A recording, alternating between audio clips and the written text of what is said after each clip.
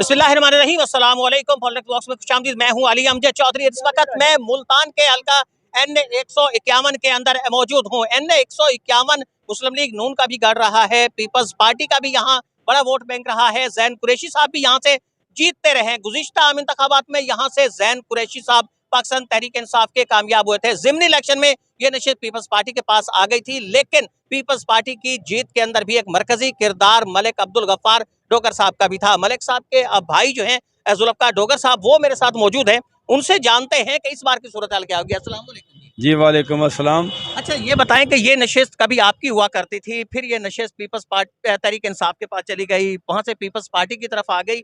इस नशिस्त को हासिल कर लेंगे दोबारा से? इंशाल्लाह ये नशिस्त हमारी रही है। पहले भी जब ये नशिस्त गई थी, आप जानते हैं क्यों गई थी। इंशाल्लाह अब नशिस्त हमारी है और हमेशा हमारी रहेगी अल्लाह के फजल करम से। ज़िमनी इलेक्शन के अंदर आप इंतखाब क्यों नहीं लड़ पाए? मलिक अब्दुल गफ्फार साहब यहाँ से उन्होंने इंतखाब क्यों नहीं लड़ा? उन्हें जीत का यकीन नहीं था, शिकस्त का खौफ था, वजह क्या थी, क्यों नहीं लड़ा? ये पार्टी का फैसला था और पार्टी के फैसले पे हमने कुर्बानी दी थी। गुज़िश्ता आम इंतखाबात में मलिक साहब तीसरे नंबर के अंदर रहे थे। इस बार कौन सी नंबर जो है उसकी तवक्को आप कर रहे हैं, क्योंकि राय मनसब साहब भी इस वक्त आपके सामने आ चुके हैं। इस बार आपकी एक्सपेक्टेशन, आपकी तवक्को क्या है? तीसरी दफ़ा जो हम इस आए थे कि राय मनसूर साहब हमें छोड़ गए थे और जब अब वापस आ गए इंशाल्लाह हम फर्स्ट नंबर पे आएंगे अल्लाह की रहमत से। आने वाले दिनों के अंदर क्या आप एक्सपेक्ट कर रहे हैं, क्या तवक्को कर रहे हैं कि क्या आपको जिस तरह पीपल्स पार्टी को आपकी जरूरत पड़ी थी, आपको भी उनकी जरूरत पड़ सकती है, या कोई जरूरत नहीं है आपको? हमें इंशाल्लाह ज़रूरत नहीं है। अल्लाह के फजल करम से हमारे दोनों विंग बड़े मजबूत हैं। अल्लाह के फजल करम से हम आपको 95% ऐसे जीत के दिखाएंगे इंशाल्लाह। राय साहब दावा कर चुके, राय मनसब साहब के कि वो 95% वोट हासिल करेंगे इस कॉन्स्टिट्यूंसी से, N 151 से। आप भी यही एक्सपेक्ट कर रहे हैं या फिर कुछ रेशो जो है वो कम है आपकी? जी जो राय साहब ने कहा है मैं उससे इतफाक करता हूँ इंशाल्लाह जी।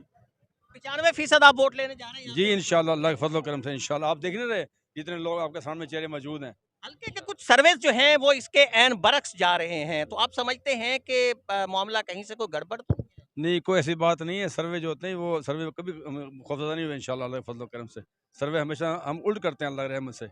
हमने पहले ही प्राइम मिनिस्टर को हराया, वज़ीर ख़ारजा को हराया, अब फिर हराने जा रहे हैं अल्लाह की रहमत से। गुफ्तगू सुनी आपने इस वक्त जुल्फ़कार डोगर साहब की। मलिक अब्दुल गफ्फार डोगर साबिक वज़ीर ममलिकत, उनके ये भाई हैं और उनकी भी यही तवक्को है कि मुस्लिम लीग नून ये नशिस्त भारी अक्सरियत से यहाँ से जीतेगी, बल्कि जो वो दावा कर रहे हैं उसके मुताबिक 95% वोट यहाँ से मुस्लिम लीग नून हासिल करेगी। मलिक अब्दुल गफ्फार डोगर यहाँ से हासिल करेंगे और उनके साथ राय मनसब जो हैं वो भी इतना हासिल करेंगे।